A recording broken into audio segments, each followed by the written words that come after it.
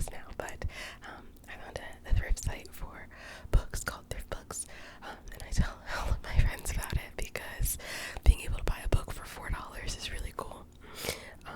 So I will buy like 5 books at a time, read those, and slowly accumulate all my books. So I'm going to take you through and kind of talk about some of my favorites with you, and I thought maybe that would be kind of fun. So just starting at the top shelf, notebooks up here, I have a little vase that at some point I'm going to get flowers for. Eventually, this little flower painting that I got at Ross for my last apartment to go in the living room never got hung up, but I have it, so now it's up in here. And this little award that I won in high school for a documentary I made. Okay, so I organized it a little differently than I had it in my apartment, because at first I kind of had them up in like semi-random order. I just wanted them to be in size order, so like my tallest books here, shortest here for every shelf, and I liked it, but I wanted them to be a little bit more organized by genre, kind of, and also I wanted them to look a little bit more, they don't look as full, I think, when you organize it by size. So yeah, so here I also have never used this mic for ASMR, and I've never used it as like a inline recorder, like a mic recorder. I've always just used it with another mic. So if this sounds bad, I'll be really sad, but hopefully it doesn't. I'm like really scared because I can't like really monitor anything right now. So we're hoping for the best. If it's out of focus, I'm so sorry. You should be going to sleep anyway. Okay. So on my first shelf, I have sort of my more like literary classics. And then I guess we'll start here. So this one is my Death Note manga. It is in Japanese, and it was a gift from my best friend, who was also my old roommate. She went to Japan last summer, and she's going to Japan again for the school year, and she knows that this is my favorite anime, so she got me the manga of it, which is really sweet, even though I cannot read it because it is in Japanese, but it's just a cool thing to have on my shelf. I low-key can't really like open books for you because again, hand is occupied. I guess I gotta use my logs for this. It's okay. But I'm real close, sorry. Yeah. So this is the first volume, first chapter, I guess. Okay. I also just have some little leather looking bookmarks that are heart shaped that my dad got me for Valentine's Day, which I think are so cute. So those are up here. And then just from left to right, Who's Calling Me? We have Where the Crawdads Sing by Delia Owens. I got my mom to read this, which I was really surprised that she had never read it. But yeah, Where the Crawdads Sing by Delia Owens. And then I have Their Eyes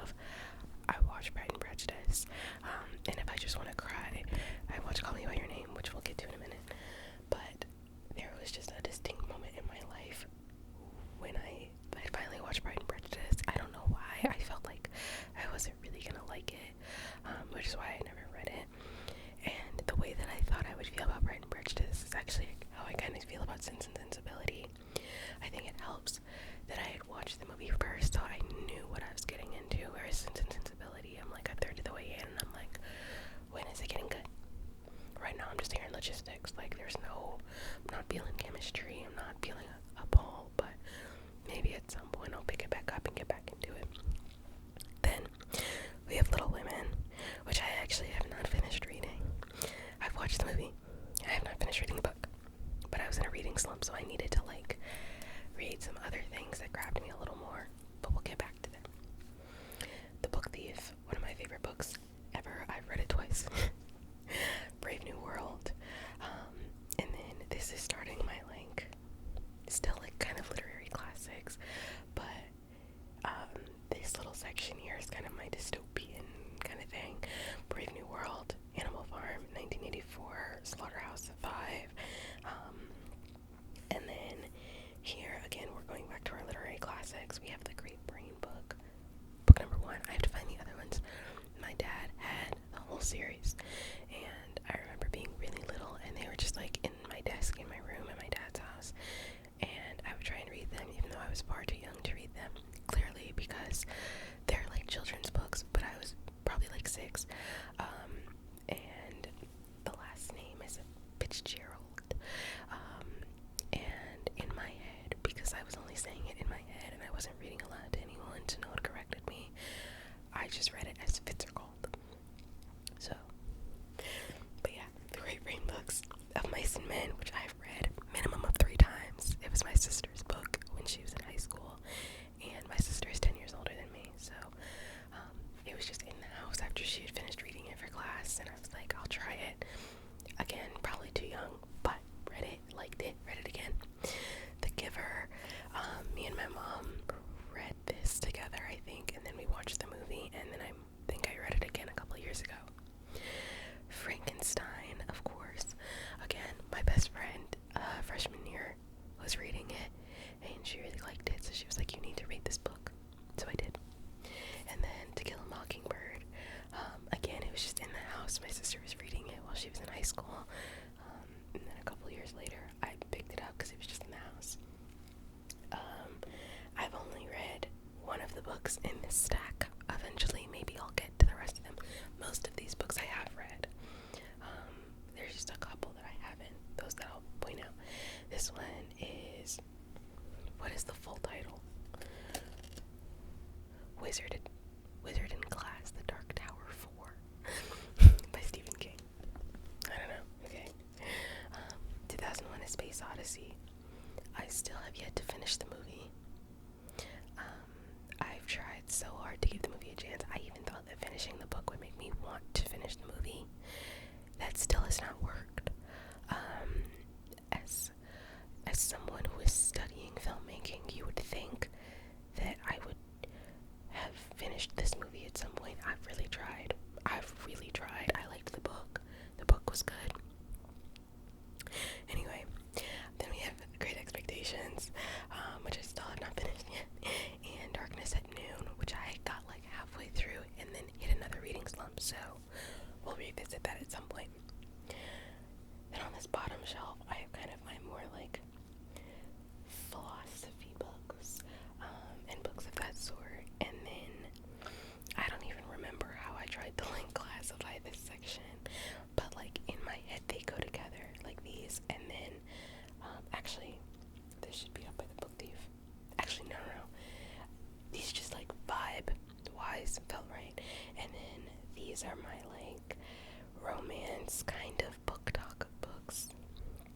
So starting off over here, I haven't read this one yet. I got it at Goodwill, but it's called Field of 13 by Dick Francis. I don't know, seemed interesting when I picked it up. Still haven't opened it. I'll let you know how I like it when I read it. Failed States by Noam Chomsky. I've heard good things about him, and his other books were a little more expensive on thrift books, so I bought this one in the meantime. I haven't read this one yet. This was part of my last order. Poverty by America by Matthew Desmond. Great book. I've made both of my parents read it. I recommend it to everybody I talk to ever. Very interesting. Even if you don't agree with all of his points, I think it's just really interesting ideas and research. Philosophy of Sex and Love by Patricia Marino. I had to get this for my Philosophy of Sex class. I still haven't read the whole thing, but I think at some point I would go back and reread or read the parts that we didn't fully get to. Interesting, and I had to have it anyway.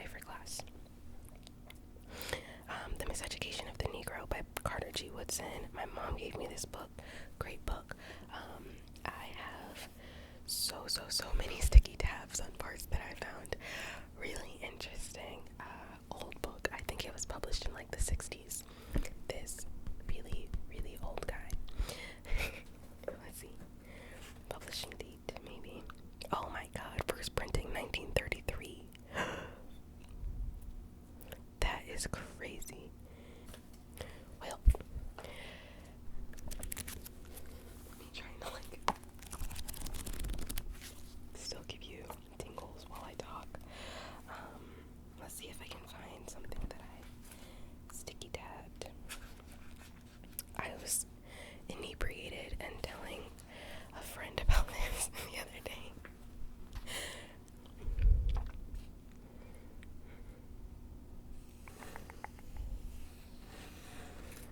Let's see.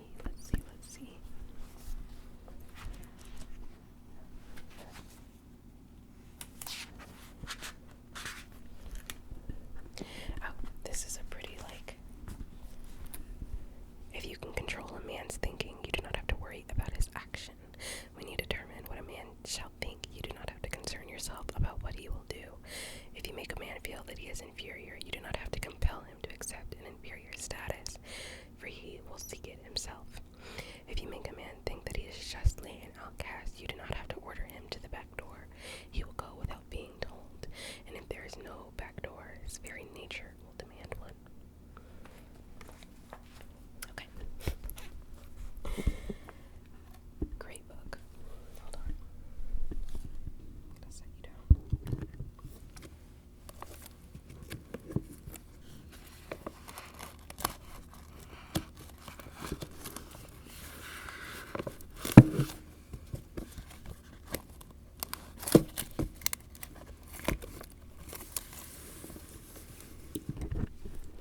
Next, I have Candide and Other Writings by Voltaire. It's a collection of short stories. I think there's 4 or 5 in there. They were pretty interesting. It's written by Voltaire, so it's Old English. But I thought it was fun. Honestly, reading Old English helps a little bit with reading, my minor's political philosophy. So reading philosophy got a little easier when I just got more accustomed to that style of writing. My preference for philosophy a lot of the time is more contemporary philosophy, or 1900s, later 1900s, 1960s. Sorry, tangent, nobody asked. I don't mind moral philosophy. I'm taking an intro to political philosophy class this semester. I don't mind moral discussions of philosophy, but I like the very applicable sectors of it. I like the philosophy that does not have to be discussed in a vacuum, because it's not as tangible. It has its place, but I think for a long time philosophy was the old white Greek man that was rich and had all day to sit around thinking about how we know we're alive, which is interesting in its own right, and of course has its own place. But philosophy that has to do with real social structures and the way that we behave as people, and the way that we categorize ourselves and others as people, I think is really interesting. The way that we interact with each other, the way that we behave, I think that's really cool. So I prefer that than the kind of philosophy that exists more so in a vacuum and deals with the more abstract. Sorry, nobody asked. Next, I have Uncle Tom's Cabin. I bought this when I was in high school, I think, because we had read some excerpts from it, and I thought it would just be interesting to read. I still have not read it, but I have it. Sorry, nobody texts me ever, and now my phone is going off. Then I have Mouse One, and I feel like it's just a classic. I feel like it's just, I don't know, I've heard about it a decent bit. So I don't know, I'm gonna read it at some point. That was also in my last thrift books order, so I'm getting to it slowly. Next, we have Man's Search for Meaning. We read an excerpt of this in my intro to philosophy class freshman year. I thought it was really interesting. It deals with existentialism, and existentialism, I feel, is definitely different, but in some ways has some relation to Buddhism, which I also have a little interest in. So I bought it and I read it, and I thought it was very interesting. Man's Search for Meaning is written by Viktor Frankl, who was a survivor of the Holocaust. He is essentially sharing bits and pieces about his experience in a concentration camp, but more so using it to drive home a point about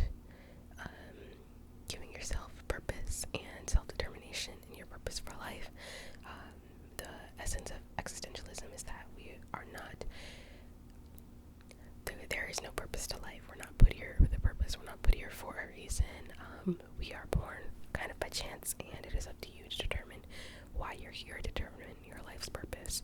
So in Man's Search for Meaning, he kind of takes the route of like being in these extreme circumstances where people tend to lose their humanity, their want and will to live, and also kind of why me.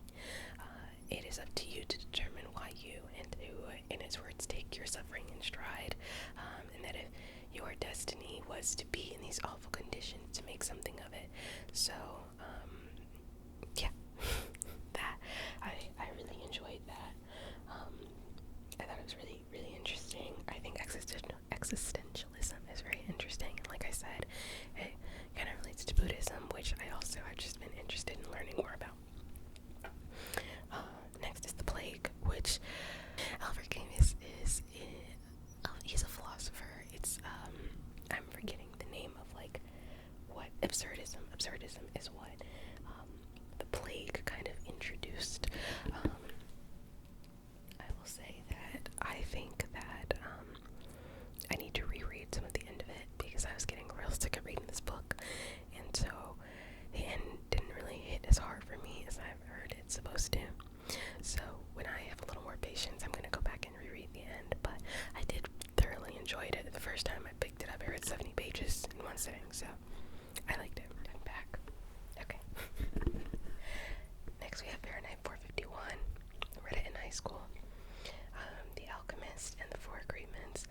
When my mom really wanted us to read, like me and my siblings, she would offer us $20 to read the books. She did that with both of these. I really enjoyed the Four Agreements. They were both very good books. But she quotes the Four Agreements all the time. Just kind of rules to live by kind of thing. The Little Liar by Mitch Albom is one of my favorite books. I would love to make it into a movie. Great book. Next we have I Am the Messenger by Marcus Zusak, who wrote The Book Thief. It is very different topically from The Book Thief, but similar, same style of writing. It's the same author, so if you enjoyed the writing of The Book Thief, I think you would enjoy I Am the Messenger. And it was very entertaining. Turtles All the Way Down by John Green. I need to find the rest of my John Green books, because I think I have 3 of them, and I can only find one. I know I loaned one out and never got it back in high school, but the other one, I don't know where it's at, so I gotta find that. But I really like this book. I thought it did a great job of describing anxiety in a way that, as someone who deals with pretty severe anxiety, I feel like it was very well done, while also not giving it an exact name to it, so it's a little bit more abstract than just this is what this disease is like. It's just, or this is what this mental illness is like, or whatever. It's just, this is his experience, which I thought was good. Alright, now we're getting into my romance books. Allie Hazelwood is my guilty pleasure. I also am missing some of these. I'm missing quite a few of these, actually. Because The Love Hypothesis is not up here. I gotta find the rest of my books. But, yeah, I've read a lot of these. And you know what? These are books that I can read in like 2-3 days, and it's just a quick little like serotonin boost. And you're not gonna make me feel bad about my Allie Hazelwood books. These are my guilty pleasure. But this is Love Theoretically. I also read The Love Hypothesis, and I think another one aside from the one that's up here. Next we have Daisy Jones and the Six. I really enjoyed this book. Next we have Daisy Jones and the Six. I really enjoyed this book. I'm not sure. I feel like, because I tried watching the series, and one, I didn't know that it was Fleetwood Mac kind of fanfic. So then when I watched the show and they were making music that sounded very different from how I imagined it in my head, and also looked very different than how I imagined in my head, it really took me out of it. So I think if I knew it was Fleetwood Mac fanfic, I would have imagined it differently and would have been a lot more open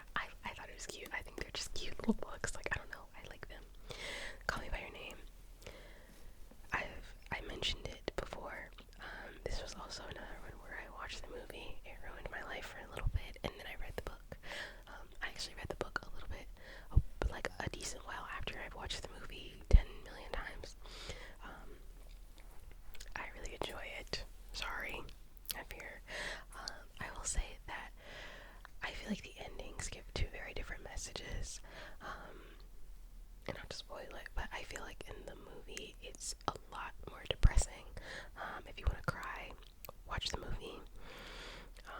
And I kind of got from that like love is fleeting and love isn't always permanent, and to enjoy, be more in the moment, and just experience love.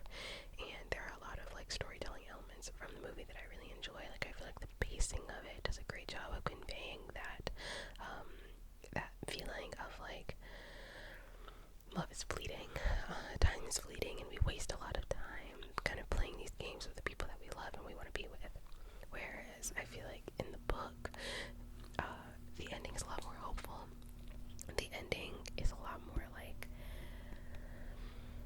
you'll have a lot of great loves in your lifetime, and again, it's more important to experience people than it is to try and possess them. And it's a lot more hopeful. Like, okay, this was a great love for this summer, but I've had many great loves in my lifetime, and that's a privilege to be able to have loved and learned from so many people, and have gotten to experience these people who have given me these feelings, these experiences. So, very different messaging, I think, in the endings of the movie and the book, but I think they're both valuable in their own right. I will say, I was somewhat able to ignore the age gap in the movie. In the book, I mean, I don't have to see it.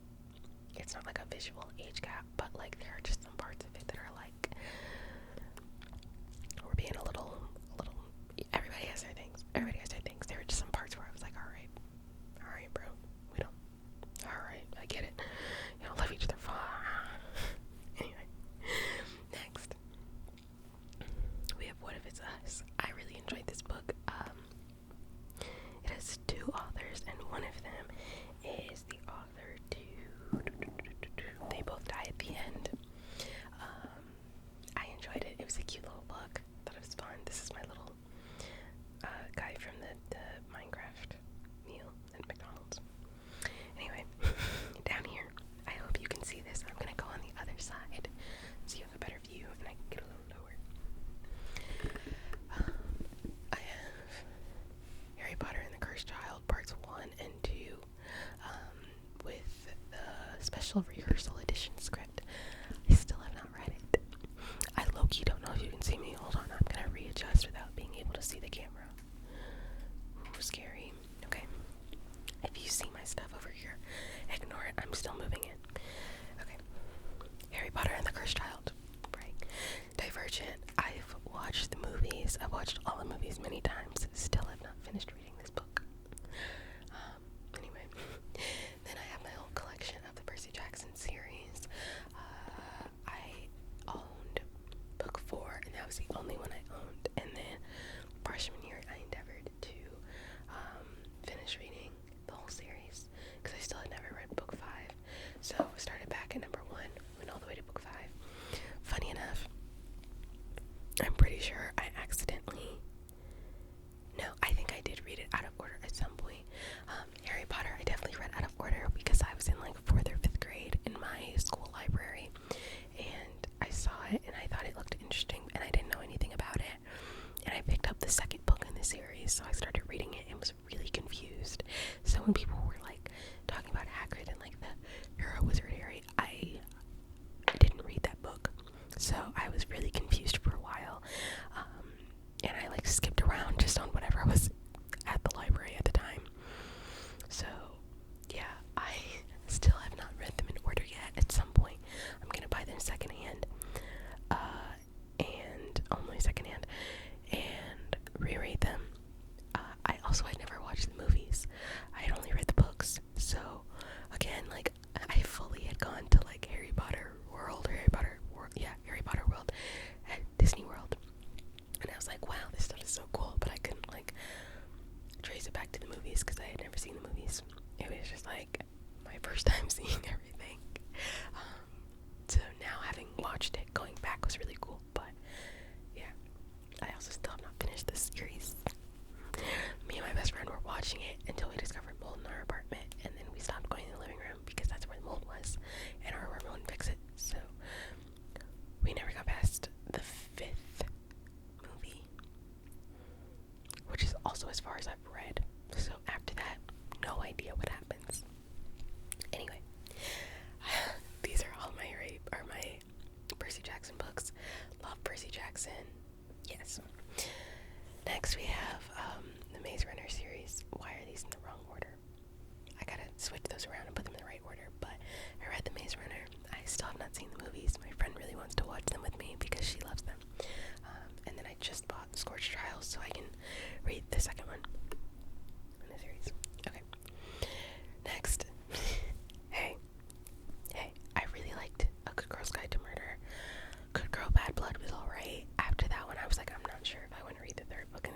so maybe I'll read it at some point. I started watching the series, but I have not finished it.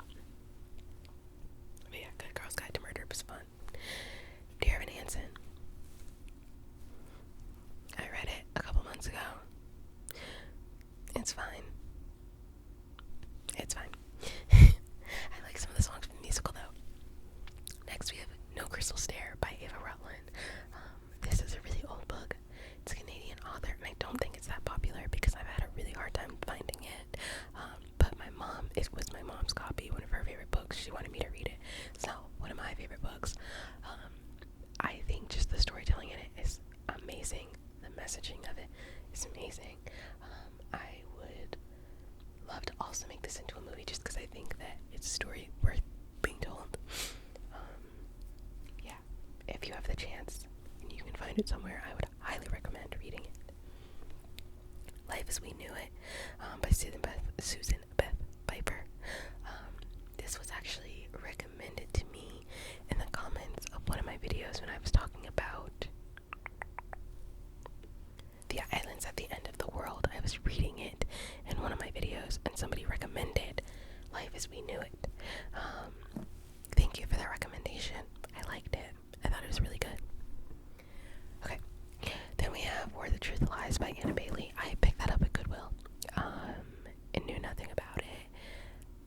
I liked it. It was a very,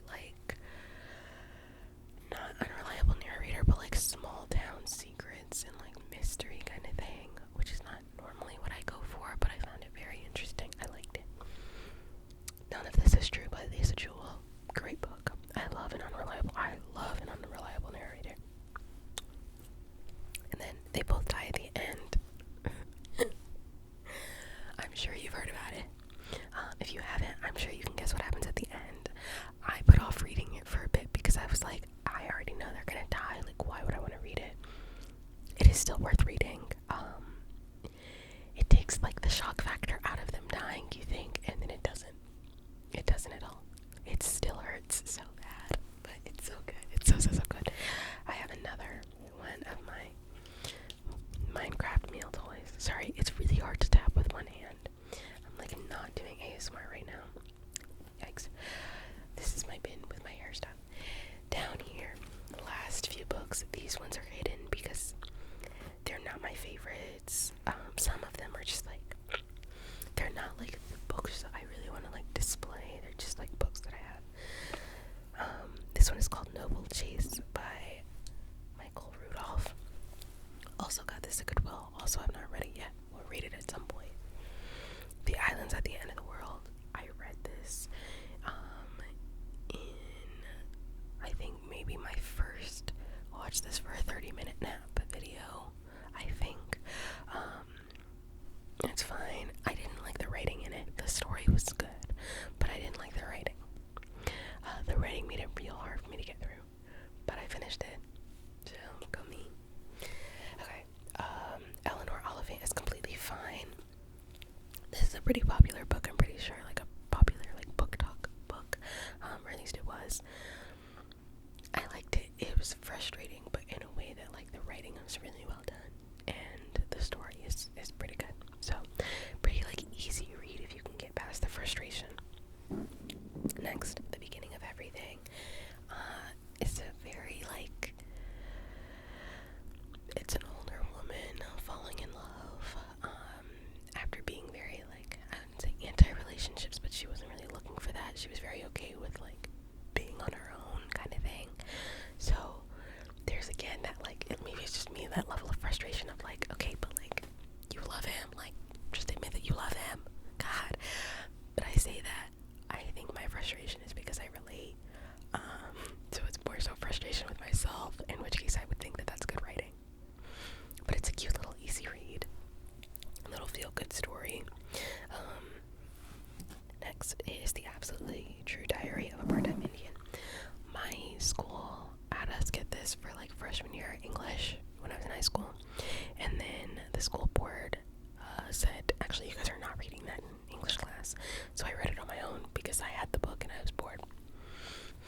And I have some just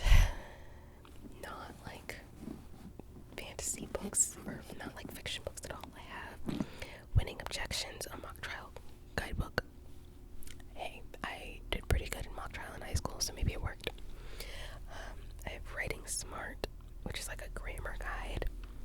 I don't know. And then I